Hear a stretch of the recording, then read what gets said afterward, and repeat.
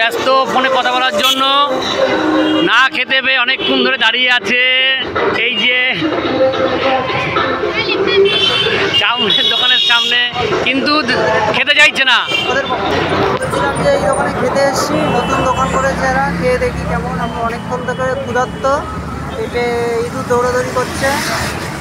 আপনার ইঁদুর কোন দিকে দৌড়াদৌড়ি করছে? মানে ডান দিক যাচ্ছে, বাঁ দিক যাচ্ছে। আমরা অনেকক্ষণ ধরে ক্ষুধার্ত, ঘোরাঘুরি করছে না তো? মানে এরকম রাউন্ড রাউন্ড 99 তো প্রথম গিয়েছিলাম, কিন্তু 99-তে এত ভিড়, আমরা এখন 100 খুঁজে বেড়াচ্ছি। কিন্তু 100 খুঁজতে খুঁজতে আমাদের সব সময় কেটে যাচ্ছে, কিন্তু 100 খুঁজে পাচ্ছি না।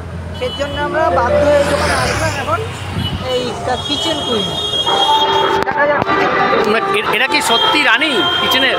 এটা আমরা খাওয়ার পরে বুঝতে পারবো, বা এদের সঙ্গে কথা বলে জানতে পারবো। চলো নেওয়া যাক। তোমাদের নাম কিচেন কুইন দিয়েছো কেন তোমাদের? ইচ্ছা তাই, মানে ইচ্ছার জন্য কিচেন কুইন, আর কোনো নাম হলো না? রানী রানী।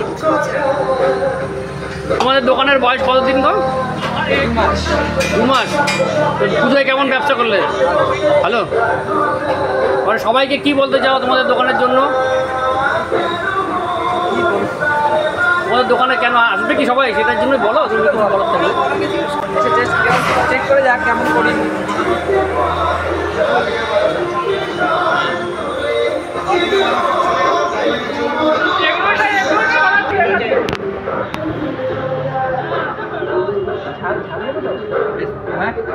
ঝাল দেবো?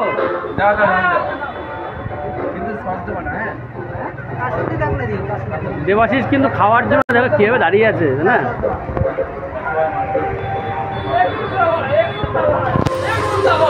গৌরব কি করছে? হাত উপরে তুলে দিয়েছে, খেতে পারছে না বলে।